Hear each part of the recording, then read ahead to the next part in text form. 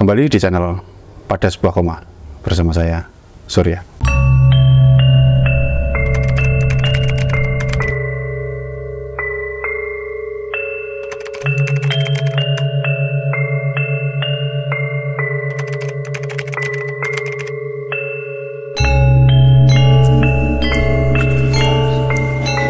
Narasumber kita kali ini ada Mas Zain. Jadi Mas Zain ini tinggal di salah satu wilayah di Kabupaten Kendal, Jawa Tengah. Tetapi Mas Zain ini setiap hari bekerja di salah satu wilayah di Kota Semarang. Jadi saya dapat info yang bisa dipercaya, Mas Zain ini punya banyak cerita yang menurut kami tim Pada Sebuah Koma ini agak di luar nalar manusia. Seperti apa ceritanya nanti kita simak bersama. Selamat malam Mas Zain. Malam. Gimana sih? Kang atau Mas ini? Oh gitu aja, enaknya gimana? Sehat? Sehat, alhamdulillah. Alhamdulillah. Kerjaan lancar nih? Kerjaan lancar. Lancar. Always. Ini pulang kerja ya ini tadi? Pulang kerja langsung. Pulang kerja ganti baju ya? Langsung ganti kostum. Ganti kostum. Ini gimana Mas? Jadi saya dapat info dari teman kemarin, sempat jenengan tahu sendiri, saya di video call oleh beliau. Iya. Jenengan punya banyak cerita yang katanya ini banyak nih ceritanya gitu. Ini dimulai dari yang mana dulu? Kalau cerita banyak, saya ambil yang paling seram. Yang paling serem ya? Seram itu kategori seram karena ngalami, melihat, ya pokoknya dari ujung rambut sampai ujung jempol itu bergetar semua. Oh, jadi dapat dikatakan pelaku sejarah. Real. Oh, real ya. Betul. Gimana itu? Di mana itu? Itu kejadian tempatnya itu karena saya asalnya dari Tegal, asli Tegal ya? Kabupaten Tegal. Kabupaten Tegal. Di salah satu dusun atau kelurahan di Tegal itu. Saya lahir kecil di situ sampai besar di sana. Itu beberapa kisah yang kemudian kepengen saya bicarakan pada malam hari ini. Berbagi cerita karena memang ini belum pernah diceritakan. Oke. Ini luar biasa tempat ini karena momentumnya satu awal baru kenal, chemistry-nya langsung dapat. Kena ya, benar. Chemistry-nya dapat ini. Langsung cerita saja saya. Jadi saya itu di Tegal itu kota yang memang kalau penyebutannya Indonesia nggak mungkin jadi negara kalau nggak ada Jawa Tengah. Jawa Tengah nggak mungkin jadi sebuah provinsi kalau nggak ada Tegal. Nah, gitu ya. Sejarahnya kan gitu. Konon ceritanya seperti itu. Dan saya termasuk beruntung ketika memang Tegal itu dimanapun tempat ada orang Tegal gitu. Ini salah satu cerita yang mau diangkat adalah cerita yang memang real di daerah saya. Mohon maaf saya nggak bisa menyebutkan daerahnya karena memang ini wasilah ya. Saya sebut daerah tersebut daerah daerah tersebut di sebuah Tegal tempat saya tinggal ada sebuah kebudayaan ataupun sebuah apa ya yang mindset orang itu ketika disebut kaya atau disebut miskin dan orang itu mampu itu dilihat dari satu terah keturunannya, dua atribut yang dipakai setiap hari dan lain sebagainya. Tapi masih ya? Pak kamu di sana masih seperti itu? Masih. Tapi yang membuat lucu itu sekaya apapun orang di daerah saya tidak ada satupun orang petinggi atau apa nggak punya atribut kematian. Artinya dijauhkan. Semisal di Tegal di daerah saya itu sampai keluar untuk membeli kain kafan semisal bunga terus pengrajin batu nisan itu nggak ada. Oh berarti itu di luar desa semua? Di luar jadi jauh, kita belanja itu jauh. Saya baru denger ini. Sampai kamu kayaknya seperti apa sih ya? Pasti ya nggak punya keranda gitu. Iya. Kamu kayaknya seperti apa? Belanja batu nisan aja masih keluar.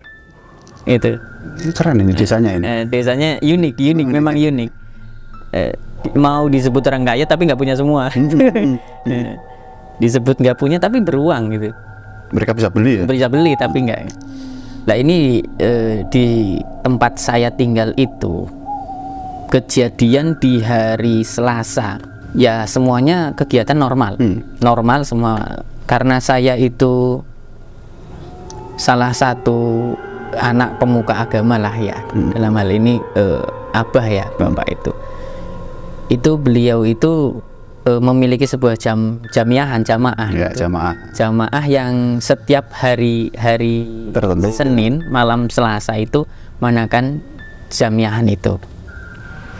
Dan itu bapak itu punya inisiatif karena memang di kampung ini, Kampung Mawar ini nggak ada yang mengakomodir tentang pemusalahan jenazah. Iya. Pengurusan jenazah.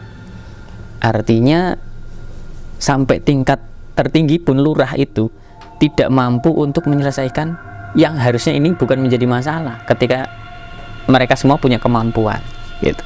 Betul. Dan akhirnya tercetuslah ide untuk dari uang iuran majelis itu untuk dibelikan keranda. Berarti satu desa itu tidak ada keranda? Nggak ada. Wah gila ini. Sama sekali. Jadi kalau pertanyaannya terus selama ada orang meninggal itu bagaimana? Ketika orang meninggal itu pasti lantas membikin bedeng itu namanya lincah itu. Lincah ya. Jadi kayak orang kerajaan gitu. Zaman dulu itu disonggo namanya itu? Disonggo ya. Itu. Jadi memang masih kalau Tegal nyebutnya klutuk. Oh klutuk kalau di sana. Udah kuno banget gitu. Jawa-Jawa klutuk gitu. Akhirnya bapak itu dari ide tersebut juga ditentang, jamaahnya sendiri menentang. Oh berarti masyarakat situ juga sedikit banyak menolak gitu ya? Menolak. Jangankan masyarakat dalam komunal banyak ya, jamiahan aja yang 30 orang itu menolak. Menolak. Nggak ada fungsinya. Loh, kita membeli dulu, insya Allah ada yang memakai. Karena yang meninggal pasti membutuhkan. Iya masih butuh. Akhirnya dibelilah itu. Tuh saya agak sedikit merinding ini. Karena memang hal tabu banget untuk mendekatkan diri kepada sesuatu yang dihubungkan dengan kematian. Jika bakal itu terus kemudian lahirlah itu normal ketika semuanya itu berjalan dengan normal apa adanya. Dari mulai Senin sampai Sabtu Minggu normal apa adanya. Cuma berbagai kejadian itu muncul, keganjilan-keganjilan itu muncul ketika batu nisan keranda ini hadir. Oh, sejak keranda ini hadir ya? Sejak keranda ini hadir terus mulai ada aura-aura yang memang ini kayaknya bukan semestinya. Khawatir saya itu warga terus mengkritisi tenan toh karena sebab ada kehadiran keranda tadi ya. Betul jam 3 pagi bisa bunyi kalau ada orang mau meninggal. Oh sampai gitu ya? Iya, jadi ada beberapa unsur yang memang setelah adanya keranda ini mulai ada keganjilan. Minta maaf saya potong mas. Ketika keranda itu sudah datang, diletakkan di mana posisinya? Posisinya diletakkan ini rumah saya. Depan rumah saya sebelah kanan itu musola untuk majelis itu diletakkan di makam belakang. Belakang ada makam mbah saya, kakek saya. Gitu. Udah terbayang. Lah itu lambat laun untuk keluarga saya itu sudah terbiasa dengan adanya keranda tersebut. Saya mencoba untuk menenangkan paling tidak tetangga, terus majelis itu bahwasanya saya yang dekat saja itu aman lah. Biasa gitu. Kayak semisal ada orang meninggal, terus saya bersihin kapasnya, sisa-sisa kapas itu. Ada yang tertinggal? Ada yang tertinggal. Nah, itu keranda itu kan bentuknya itu satu untuk memandikan, itu nanti yang satu untuk gotong, sama tutup. Sama tutupnya itu. Sama tutupnya itu. Nah, ini terjadi pada keluarga saya. Itu waktu malam itu bunyi itu memang benar-benar keras sekali, kencang sekali. Tapi anehnya ini, yang lain itu tidak pada dengar, nggak seperti hari-hari biasanya. Berarti khusus keluarga nih jenengan tok ini berarti yang. Ya, karena dekat rumah. Biasanya pada dengar. Ternyata kejadian di Selasa pagi itu yang meninggal itu salah satu istri dari terah keturunannya Pamong. Jadi keluarga itu ada yang Carik, ada yang Lurah, ada yang. Nah ini yang meninggal itu istrinya Pak Carik. Tapi sudah Carik yang sudah purna lah itu pejabat itu. Itu kejadian di Selasa pagi itu meninggal disiarkan itu jam 10 pagi kira-kira itu sudah disiarkan di masjid musola. Kemudian warga itu datang untuk ngambil keranda tersebut dibawa. Cuma firasat karena ada keganjilan itu, kenapa yang dengar cuma saya? Karena pas orang yang ngambil itu, Mas kok tumben nggak bunyi nih keranda? Oh gitu? Iya. Kok tumben ini nggak bunyi? Padahal ada yang meninggal, biasanya penanda loh. Karena itu kurun waktu lama sudah paham itu orang-orang kalau keranda ini pasti bunyi, berarti ada yang meninggal gitu. Ternyata ndak bunyi. Kemudian saya terus karena itu kan jaraknya antara rumah saya terus 500 meter ke makam, 300 meter ke rumah Sohibul Musibah. Nah, itu akhirnya saya datang ke makam untuk mencoba siapa sih yang meninggal. Oh gitu, Karena memang diumumkan jam 10 itu, kenapa malam nggak ada yang dengar, mulai ganjil. Nah, cuman jenengan ya? Sama keluarga. Sama keluarga. Saya datang ke pemakaman mereka ya, karena kan bukan apa-apa, karena background bapak, jadi saya lebih di apa bahasanya ya, kalau dihormati terlalu tinggi ya. Lebih dihargai itu, minta pertimbangan untuk dimakamkan, diletakkan sebelah mana ini jenazah. Lah di satu sisi keranda sudah diantar ke sana, prosesi untuk pembikinan liang lahat itu mau diadakan, tapi ukuran belum ada. Akhirnya saya ngomong, karena itu memang musimnya lagi musim kemarau itu. Kemarau panjang itu, waktu itu kemarau, mungkin di sesi kedua kemarau, belas nggak ada air itu, nggak ada air.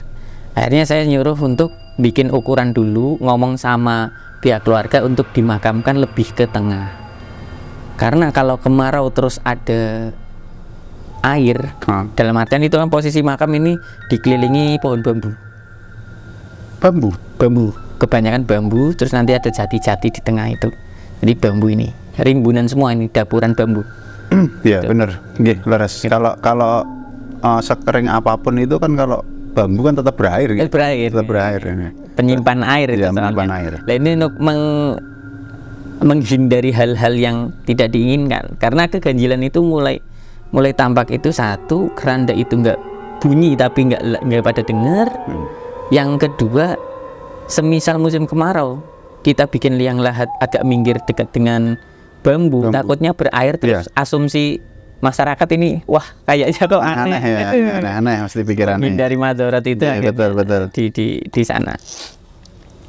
Akhirnya ukuran itu datang, kita mulai menggali. Tolong nanti masing-masing dari petugas penggali ikutin saya untuk baca sholat Al-Insyirah dulu, terus baca Lailatul Qadar, Inna anzalnahu fi Lailatul Qadar itu. Nah, setelah cangkulan pertama sudah mulai gejala keanehan tadi. Keanehan muncul. Ini saya agak merinding, tadi merinding lagi. Nah, itu ketika dicangkul itu sudah mulai basah, belum berair tapi basah. Harusnya tanah itu kering. Posisi dengan bambu padahal jauh.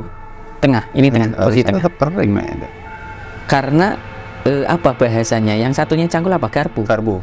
Itu garpu nggak digunakan. Biasanya digunakan garpu dulu terus cangkul masuk gitu. Itu tidak digunakan sama sekali. Lah ternyata kok garpu ini berperan. Akhirnya dari mulai ukuran pendek sampai dalam, mulai itu air masuk pas galian tengah itu dibuat. Oh ya Allah. Lah ini air itu sudah mulai deras. dari pihak makam itu nggak mau ambil asumsi apapun atau mikir macam-macam, dan saya mencegah mereka untuk bilang ke keluarga nanti dulu. Kita berusaha semaksimal mungkin biar keluarga datang ke sini udah layak gitu. Akhirnya nggak mungkin kita minta uang untuk membeli resapan atau pasir atau apa itu ke pihak Sohibul Musibah. Akhirnya saya suruh ke tempat material, kemudian sampai akhirnya pasir itu datang 1 kali tuh. Dimasukkan nggak kering, ambil 1 lagi nggak kering juga, kita geser udah dua mobil nih, udah 2 mobil kita geser sampai akhirnya gesernya itu masa mau langsung ke pinggir malah tambah banjir. Geser sampai 4 kali itu akhirnya ya udah kita ambil pasir 1 kali, akhirnya pasir itu masuk, jenazah itu hampir mau datang kan, diinfokan, kita izin ke keluarga dulu bahwasanya keadaan ini. Nah keluarga itu juga mungkin keluarga itu sudah tahu pasti kesalahan mendiang, mungkin cuma ya kita nggak mau mendalami itu. Akhirnya jenazah itu datang, kita makamkan apa adanya dengan kondisi berair. Jadi ngapunten, itu maaf ya, si mayat jenazah ini dibenamkan di dalam air, diinjak setengah diinjak berarti ya. Setengah diinjak, kemudian papan itu masuk untuk menahan. Karena memang sifatnya kayu ya. Sifatnya kayu kan tetap berambang ya. Itu akhirnya di atasnya langsung itu kan, kalau orang meninggal itu kain kafan terus dibungkus apa namanya? Kloso. Kloso sapat itu dimasukkan langsung, azannya itu kan ke atas, itu orang yang azan nginjek tanah dulu, tanahnya diratakan dulu biar si kayu sama itu bisa neken itu. Loh, pangapunten, kalau di tempat jenengan apa tidak dikasih gelu itu bantal yang dari tanah itu? Lah itu makanya itu karena memang sudah air semua, posisinya udah nggak bisa kita semua berarti maaf jenazah itu berarti ngecembeng di dalam air itu. Merinding langsung. Sudah air. Makanya waktu itu posisinya dari meninggal jam 10 sampai kita ngurus siapa makam itu sampai jam 2, setengah 3, sampai sore pemakaman itu.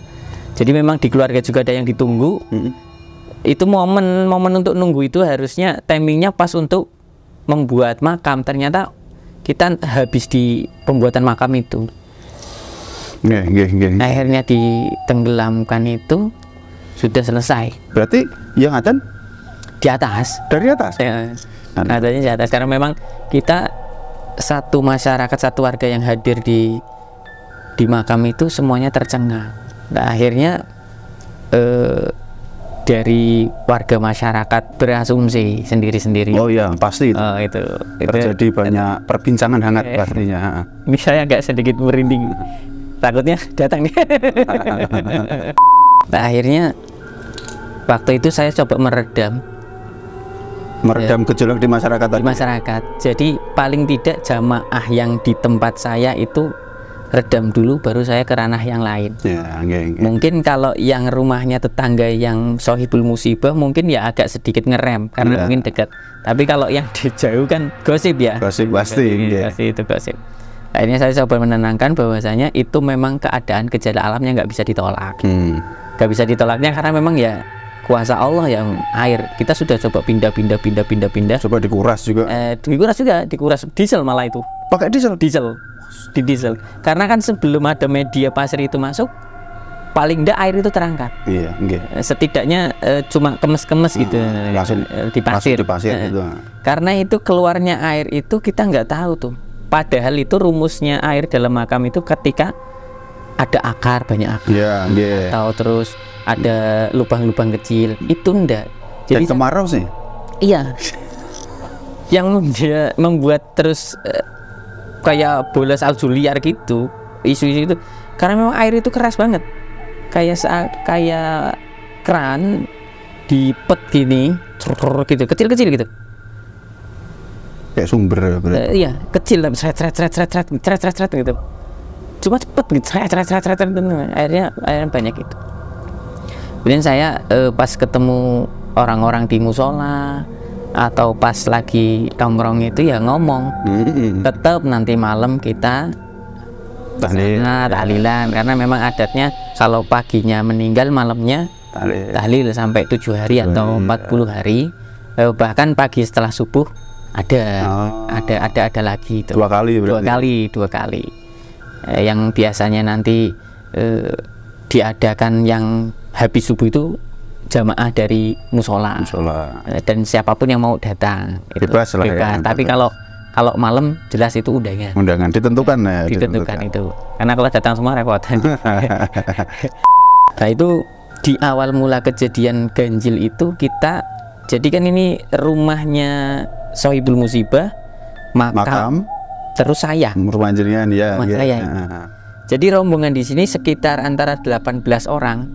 Oh banyak ya? 18 orang ini dari rombongan majelis saya datang untuk takziah. Ya, takziah di situ. Takziah mungkin di setelah sholat isya, pada isya itu. Biasanya gitu. Jadi sampai jam 10. Ini sampai jam 10. Karena kalau di hari pertama sampai di hari ke-7 itu pembahasannya karena satu bab utang piutang, duanya maaf gitu, terus barang-barang semua yang mau dikembalikan apa gitu, pinjam itu pokoknya itu. Jadi agak lama itu karena setelah momen tahlilan ada pembahasan nyuduh rasa buka nganten ternyata. Nah itu di hari pertama rombongan itu setelah dari rumahnya mendiang ngelewatin makam itu pasti dilempar. Awalnya itu cuma lemparan-lemparan kecil di hari pertama itu. Dan dari rombongan 18 orang ini ya kita nggak ada yang bahasanya apa ngelegewo, nggak ada yang memperhatikan gitu. Nggak ngelegewo benar. Jalan aja gitu, jalan aja. Tapi setelah sesampainya di rumah itu menjadi obrolan. Mau nggak kerasa? Tadi kerasa nggak ada yang lempar gitu. Biasa gitu. Tapi maaf, nggak ada yang kena ya? Nggak ada. Karena itu jalan yang kita lintasi itu jalan aspal. Ini antara jalan dan makam ini ada pembatas itu bonsai apa itu? Ya tetean warawari itu. Warawari itu di situ. Jadi seakan-akan lemparan itu diarahkan ke daun. Oh memang sengaja dikenakan daun gitu ya? Iya. Jadi nggak objek manusia langsung gitu. Nah setelah hari kedua kejadian sama persis. Yang akhirnya di hari ketiga menjadi bahasan. Kita datang ke tempat Sohibul Musibah. Ya. Balikan sing balang ra. Oh gitu sempat. Pulangnya nanti ada ndak nih? Ada ndak nih? Guyonan sisan malah ya. Ada ndak nih? Ternyata itu lemparannya nggak cuma lemparan, tapi rintihan. Ada. Jadi saya merinding. Berarti diawali lemparan dulu ya? Lemparan dulu. Jadi menghentak keheningan dulu. Orang jalan kan fokus jalan. Kriok kan terus berhenti gini. Iya, pasti itu. Itu terus gitu. Itu merinding saya. Ya karena kan kita orang dewasa semua ya, nggak ada yang terus lari dan lari gitu. Kita tetap stay, tetap coba tenang, coba jalan kita cepet ya. Di hari ketiga itu, malam ketiga tahlilan itu, setelah sampai di rumah saya ngomong ke jamaah itu, pokoknya pulang nggak usah cerita sama istri. Kalau cerita sama perempuan, jadi masalah baru itu. Di tempat belanjanan rame. Betul, iya. Pokoknya jangan. Maaf saya potong, itu yang mau saya tanyakan ketika setelah lemparan tadi kan ada rintihan ya? Iya. Itu dengar semua? Beberapa. Lah ini beberapa. Yang jadi masalah ini justru beberapa ini. Beberapa. Kalau itu katakanlah dengar semua sih malah sekalian ya. Kalau beberapa ini yang jadi kaget. Makanya rombongan itu terhenti sejenak. Apa sih? Gerak kerungu. Kamu ndak dengar? Apa sih? Yang akhirnya saya coba lagi melaku. Tapi jenengan pribadi dengar? Dengar. Dan saya tahu persis karena memang kejadian sedari menguburkan itu ada gejala. Cuma kan saya mencoba biar netral lah, menetralisir keadaannya biar nggak begitu gaduh. Iya, betul. Dan nggak mungkin juga saya menjelaskan ke Sohibul Musibah dengan keadaan yang tersebut gitu. Mereka mungkin lebih tahu dengan keadaan pemakaman seperti itu, kesalahan apa yang dilakukan, mereka lebih tahu. Setelah sampai di rumah, saya coba, pokoknya hari keempat, ayo berangkat, 5 berangkat. Ternyata mereka udah nggak mau. Loh, nggak mau tahlilan?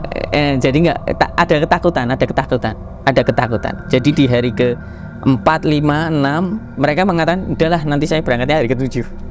Tapi tidak semua kan Mas? Tidak semua kan. Jadi 18 itu yang berangkat paling 9. Aduh ya lumayan. 7 ya separuh itu. Dan ternyata yang nggak datang itu beberapa yang dengar malahan. Malah justru yang dengar. Lah berhubung nggak datang itu kan saya nggak kontrol, nggak bisa kontrol mereka. Karena yang berangkat itu sebagian.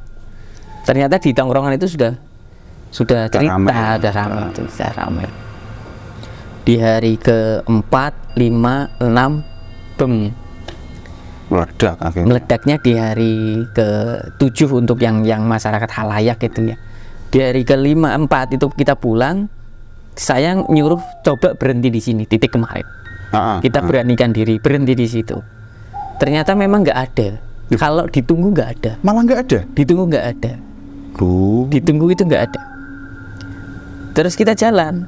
Nah, baru itu kita jalan antara jaraknya mungkin 5 meter ya, 5 meter dari titik suara itu. Baru tuh terdengar rintingan, itu orang 9 dengar semua. Terus akhirnya lari semua. Termasuk saya lari. Termasuk saya lari. Karena memang itu rintihan memang bener kayak minta tolong. Tadi jadi nggak cuma sebatas dia merintih sendiri itu enggak? Yang jelas itu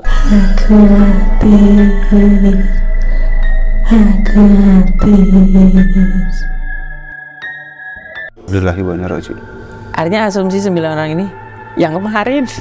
Iya otomatis kan. Mayat kemarin. Akhirnya pulang, udah. Saya ngomong besok kalau Talil mau pakai kendaraan terserah, mau jalan terserah. Kalau saya mau tetap jalan. Lah gimana Gus? Ya pokoknya jalan gitu, biasa aja gitu. Ternyata sebelum malam kelima itu beberapa kerabat deket dan lain sebagainya itu sudah mulai dihantui itu. Oh, udah mulai didatengin ya? Sudah datang. Lucunya itu ya bukannya lucu ya kali-kali. Apa anehnya lagi itu keluarga itu nggak tersentuh sama sekali. Sohibul musibah ini? Iya, nggak ada. Jadi seakan-akan ini kayak mau apa ya, bikin kegaduhan memang benar. Jadi ketika masyarakat itu bercerita keanehan kayak gini, keluarga itu masa saya enggak kok. Jadi seakan kayak gitu. Makanya terus di hari ke-6 itu ada pihak keluarga datang ke saya, ini saya harus bagaimana dan bagaimana. Ya kalau memang mau pertimbangan ya bongkar. Pun itu saya nggak bisa jawab apapun karena ini wilayahnya sampean. Kalau gejala keanehan itu saya ceritakan sedari awal, timbulnya kita nggak. Oh iya betul, pasti masalah nggih. Ada berkelanjutan nanti dan lain sebagainya karena memang fitnah itu mesti udah luas. Lebih baik nanti musyawarah sama para ustadz dan lain sebagainya. Lah setelah kejadian Sohibul Musibah itu datang sowan ke rumah Abah dan saya itu ketemu, ternyata di tempat-tempat tongkrongan yang banyak pemuda-pemuda yang ngapunten nggak ikut tahlilan, nggak tahu apa-apa lah itu udah didatangi. Ada yang sempat lihat? Iya, lihat itu yang begini dingin. Posisinya ditolongin saya kedin atis. Innalillahi wa inna ilaihi raji'un. Minta dintas gitu. Hah? Dintas apa? Jadi pakai jari begini.